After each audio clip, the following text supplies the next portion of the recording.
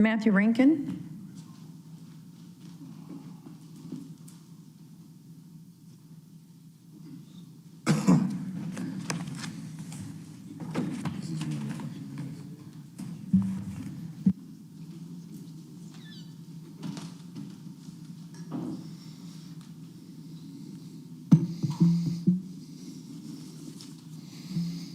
Let's see.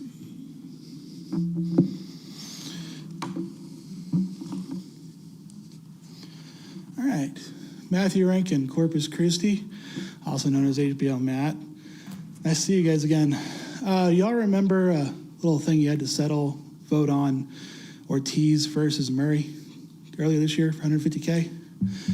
I just handed her the beginning of Rankin v. Murray. He did it again. 5 years I've been recording cops in Corpus without a major incident, and Murray changed that. Might want to look into it.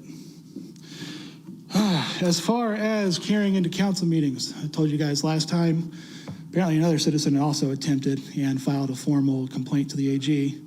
So you guys filed a opinion request to the AG. Probably a bad idea. Texas DPS website says in 2 places that I can carry into here when I have a carry license. Also, the law that applies is 4615 Penal Code. It's called non-applicability. It's what lets cops carry their weapons in here. It's also what lets me carry a weapon in here. It's also what lets a lot of other people carry a weapon in here if they also have a carry license. Those people include judges, district attorneys, city attorneys, and the Attorney General. So you just asked Ken Paxton to rule against himself that he's not allowed to carry into this meeting or into a courthouse. I don't think that's going to turn out well for you. So, decorum rules. Not going to go through all the case law all over again. You guys know, you've been informed. I don't know if your city attorney is just that bad. We can use your first name, so we can address you individually. We can be loud and boisterous. Most of the rules you have applied to the audience are legal. Applied to the speaker are not legal. They just aren't. So we can use whatever language we want, as long as it's not fighting words or violates the law on its own. And as I told you before, saying bad words was ruled on 60 years ago. And not just for you can say the bad words, also that you can't be charged with a crime for saying them. So, fuck your decorum rules. Mayor. Thank you. Oh, I'm not done. I've still got 48 seconds. Sorry, I need you to leave the council chambers. Okay, you sure? Thank you. All right. I'll remind you of the official questions. Thank you, sir. Oh, great. We're looking forward to it. Amanda Breland? No, I'm sorry. About 2 local attorneys who were arrested this week on felony barratry charges. Now that amounts to illegally soliciting clients for personal or financial gain. The crime can carry a penalty of up to 10 years in prison and a fine of up to $10,000 for both Assistant County Attorney Allison Skipper and her husband, Attorney Sean Skipper. This is a story our Josh Maxwell has been following all day. He joins us now with more on who these 2 are and their backgrounds. Josh? Mike Leslie, while the charges and the potential consequences are serious, the State Bar of Texas shows both Skippers have no prior disciplinary history. Now, here's what we know. Allison Skipper has been licensed to practice law in Texas since November 7th of 2008 and served as the Assistant County Attorney in San Patricio County. Her husband, Sean Skipper, has been licensed since May 4th of 2006. Excuse me. And practices family and juvenile law in Corpus Christi. Now, to simplify, barratry is basically an old legal term for stirring up lawsuits that don't have good reason to exist. Now, think of it as someone who's pushing people to sue or files lots of lawsuits themselves, not because there's a real case, but to make money or just harass someone. The felony charge of barratry does allow the contracts or fees obtained through illegal solicitation to be voided. Details to be voided? Why would they be getting lawsuits frivolously from other counties? San Patricio County? Do we know anybody from San Patricio County that would want to sue Nueces County? Address, none of your business. Thank you. Okay, so I came to talk about freedom of speech, but your decorum really threw me off. So your decorum violates your First Amendment rights. Any person out here can singly target every one of y'all and personally confront y'all however they want. They're just not allowed to threaten you, and they're not allowed to defame you. You're a liar. With that said, Government Code Section 551.007, public testimony is very clear and unambiguous. A government body shall allow each member of the public who desires to address the body regarding an item on the agenda for open meeting to address the body regarding the item. You'll notice the law does not say each geographic resident under the government body's authority. If you stop me at 1 minute, you violate my 14th Amendment rights. I hope you do not stop me. Texas law places restrictions on government bodies' ability to limit public comments to citizens of the respective geographic area of the government body. Additionally, government bodies cannot discriminate between citizens and non-citizen members when allowing public comments. Allowing more time for a resident to speak other than me violates my 14th Amendment rights. Mr. I'm J. glad we're getting an education. Yes, ma'am. Well, Mr. J, the timer just went off. I have 3 minutes. Would you not like to give me my 3 minutes? I think you, Rebecca, was it 1 minute? No, ma'am. You're from Violating Hugh? my 14th Amendment right. If you would like to criminally trespass me, I'll take it right now. I'm not Yeah. letting you Well, Mr. J, because you don't live in Corpus Christi, according That to, violates my 14th Amendment right. can you advise us, please? Yes, again, there are city council policies that are in place, and if it is a non-resident speaking in public forum, the time limit is 1 minute. I don't care about your public rules. I am for the Constitution. So if you'd like to arrest me or criminally trespass me, go for it. We're still unclear about the bond amounts or initial court appearances. Now, San Patricio District Attorney Margie Silva says that a special pro tem prosecutor out of Lavaca County has been Just a little curious, that's all I'm saying. Thank you, Peter. Thank you. So as we begin today's meeting, I want to take a moment to address that this council chambers is a place of public business, a forum for civic discussion, decision-making, and service to the people of Corpus Christi. It's not a stage for personal attacks, for disruptions, or vulgarity, and we will not tolerate violations of decorum. There have been repeated instances of individuals using profanity, shouting over others, and showing blatant disregard for the rules that govern our proceedings. I've allowed space for differing viewpoints, and I will continue to welcome respectful disagreement, but I will not allow this council or the public we serve to be disrespected. We are here to do the people's work, so we will proceed in that spirit. If you would like to speak on a specific agenda item during its discussion, you don't need to sign up beforehand. I will ask the public comment. I will ask for public comment when the council considers the item. At that time, you may come up to the podium and speak. At this time, I'd like to ask our City Attorney, Miles Risley, to review the council meeting rules of decorum that will appear on the television screens above. Okay, think of how delusional this is. They think the proper time to conduct the business of the city is during public comment. Okay, let's entertain that idea just for a minute, right? If that were true, that would mean they would have to be in attendance, right? For the public comment, for that to happen? Okay, so we're going to watch as she announces public comment, and then 6 minutes later, they're not 2 commenters in. I'm going to fast forward it though, but the city attorney, the city secretary, and the city manager chairs are going to be empty, and 2 councilmen are also going to have empty chairs. Mr. Risley. All citizens must be courteous, polite, and respectful of one another, including the city council and city staff. The mayor and council members shall be referred to by title and/or title surname. All remarks must be addressed to the mayor and city council and not to the council members as individuals. Citizens are only permitted to speak on city-related subject matter. Speaking on any non-city related matter is prohibited. Loud, boisterous, profane, or obscene language or behavior is not allowed. Citizens must refrain from any disturbing noise, demonstration, or other act disrupting to the city council business. Thank you, Mr. Risley. So please state your name and the city in which you live before beginning your comments. Citizen comments are limited to 3 minutes, while non-resident comments are limited to 1 minute. Notice the presence of everybody. right? City secretary, city attorney, city manager, random council people. Visible timer positioned near the city secretary's desk will help manage that allotted time.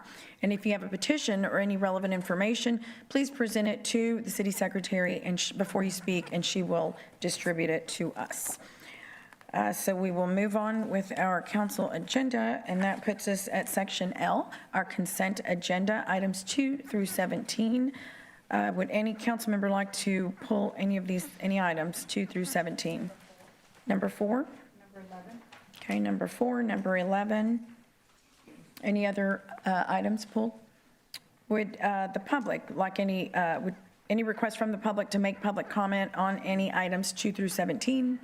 4, 10, 11, 14, and 15.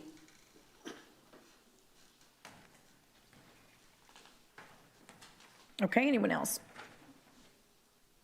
Okay, with that, I will entertain a motion to approve consent agenda with the exceptions of items 4, 10, 11, 14, and 15. So moved. Okay, we have a motion and a second. All in favor say aye. Aye. Any opposed say no. Can we see Mr. Scott, please? I'm sorry? Mr. Scott? Oh, Councilman, yes. Yes, Councilmember Scott. I would just, if he wants to vote, we have to see him in here. I would, yes, aye. Okay, thank you so much. Okay. Item number 4 was pulled for public comment. I'm sorry, what council member, was that yours? Okay, Councilman Vaughn. Oh, I'm sorry. Did all in favor say aye? Aye. We said that. Yeah, we just have to say motion carried. Any opposed say Yeah, there no. was a motion and second. Councilman We Scott, just have okay. not finally voted, yes. Okay, item number 4 is an ordinance to amend the city code of ordinances to make changes to the city boards and commissions. Councilwoman Vaughn. I don't have a problem with any of this. It's just that you're discontinuing some of these boards, Yes, and ma'am. then you're changing the name on another. But the sister city, the chamber is going to take that. So you're going to be using taxpayer money. So I just want you to explain that so the public knows what is required of them. Yes, ma'am. So there's a $20,000 that's being provided to the Sister City Committee. That's what historically has been given to them, in addition to $8,000 that were remaining funds from last year. And what we've set up in the agreement that the council passed on September the 9th of 2025, they're going to submit semi-annual reports to the city, and they're going to detail their activity and financial reports that'll be submitted to the city manager or his designee. He has designated Ryan Skrabarczyk to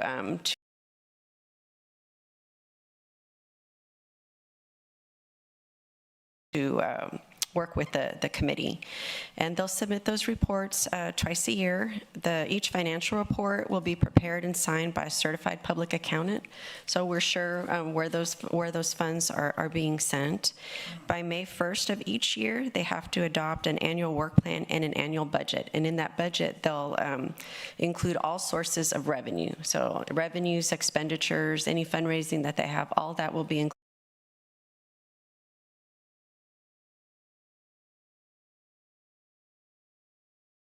For us, for the future of this community. So thank y'all. So we're going to go ahead. Now we're going to open public comment on item number 18. Everybody's present. And remember, just state your name and city.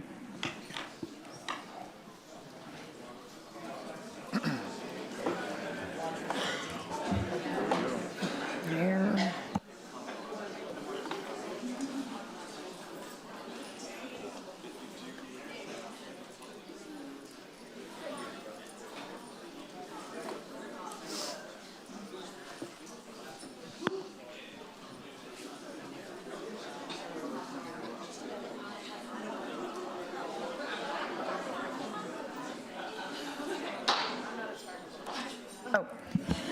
If we can get everyone's attention, we're going to go ahead and start. And we need everyone to please silence so we can hear our speaker, our first speaker.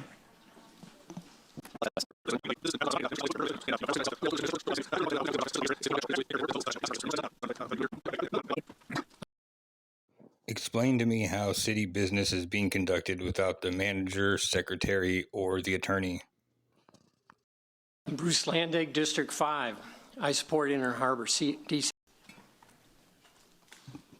Rachel Caballero, D1. I'm glad to see that we're using somebody other than Frieza Nichols. Hopefully we'll look into Ardura Group and see what else they're going to be participating in. Which I've done already, and I don't know. It's kind of questionable. So this was the first Google, and it says Ardura King and Ernesto Aguilar. So, oh look, Kiewit is one of their companies. Also Acciona. And Acciona Services updated yesterday. Then I see Ernesto Aguilar is from Tampa, Florida. So I knew something was up because, you know, remember, what's his name? Drew, whatever. And then I see Ardura has offices in Corpus, but no reviews on either of them. That's kind of weird. Then I find their regional director, Leyendecker, is their regional director for Corpus. Then I find Leyendecker is head of LNV Construction Services, which we've used a bunch of in the past. There you go. Y'all can read that if you want.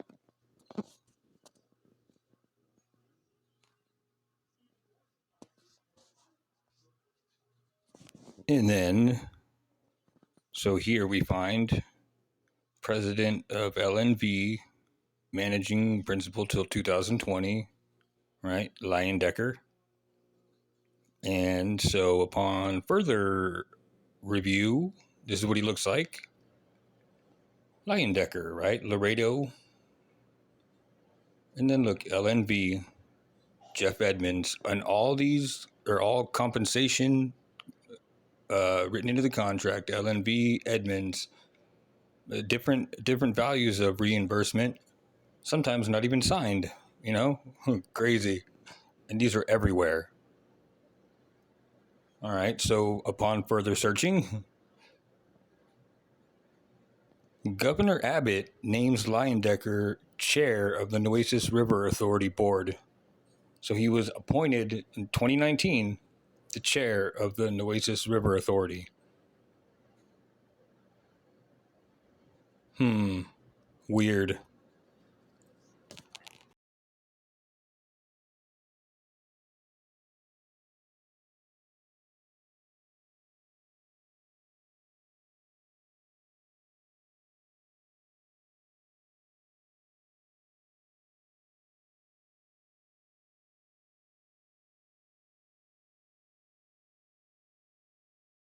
So I'm thinking to myself, I mean, what is he contributing to the mayor's, campaign or whatever? 2023, sure enough, Dan Leyendecker. I mean, come on.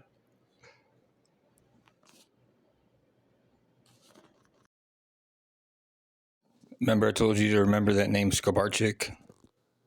Look at these three.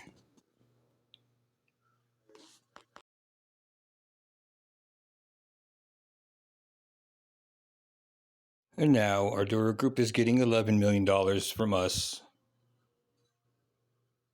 Crazy.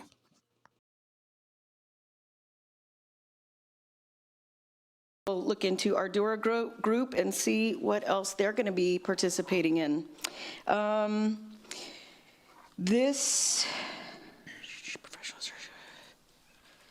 I'd like for you guys to consider stepping away from the design, bid, and construction phase process. That gives a lot of room for nefarious activities to be allowed with city staff. If we don't know how much it's going to cost, we shouldn't be doing it. This community, we've been told, does not have the money to provide customer or community services. They're getting slashed across, the budget. community services. So we have to make sure that we're doing projects that are for the community, that are repairing issues that we have in the different, with our treatment plants. So I just would like to ask for you guys, and I'd like more information on it itself. So thank you. Thank you. I'll entertain a motion. Second. We have a motion and a second. Well, if I may, I just wanted to hear a little bit more. Is somebody here? Councilwoman, put your, yeah, do we have, go ahead. I was just asking, is there someone here that can give us a little bit more information and the public?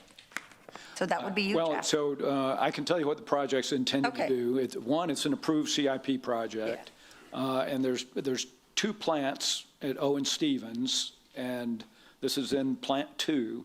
And it has a design for the weirs that take the water out of the sedimentation basin and transfer it to the filters. The one on Plant 2 is not working as well as Plant 1. You're getting solids break through and short circuiting, and they want to explore some different alternatives to upgrade that and get something that's going to perform better. And what happens if it's not performing well and you get more solids, you've got to backwash your filters more and actually task orders.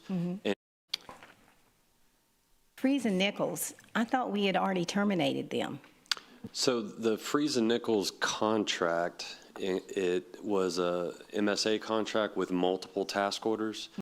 Oh, like all of these task orders from 2018? Oh, with Lion Decker, the new Arduria guy?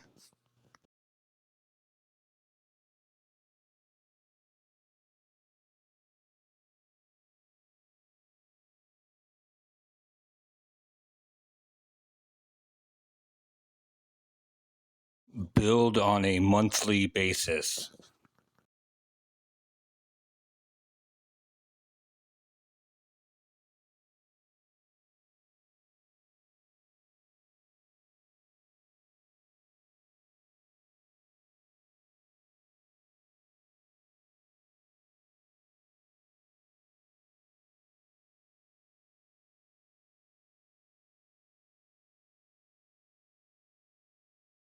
And only one of those task orders was assigned to the Inner Harbor project. So the other task orders that are still active are working on other projects, other items. So what we were doing is we were going to terminate the task order, but Freeze and Nichols is still assisting us with the closeout with Kiewit. They're assisting us with the reimbursement request from the Water Development Board.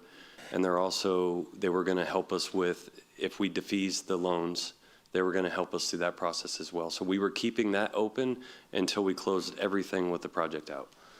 And they're still assisting now until we close out the Kiewit contract. And So you're still paying them? We are still paying them, that's correct. But only, yeah, Brett, but only, they're not getting a check, just to do nothing. So That's right. They're closing out the process with Kiewit, and when we need them, that's when we get charged for services. Right. So things like reviewing invoices, submitting paperwork to Texas Water Development Board for reimbursement. Right. It's just task-specific work efforts that they're doing. They're not working every day. No, it's one or two individuals performing administrative tasks. So it's a very small amount of money that they're being paid for their services. Councilwoman, they're essentially helping us close out the Kiewit contract. That's it. It's been a while, and government is so freaking slow. Yeah. You would think all you had to do is just say, here's your check, get on your way. But I guess we don't do that, do we? That's just government. I'm not being too, well, I am being critical from being in the private sector. Okay, when the ships come in,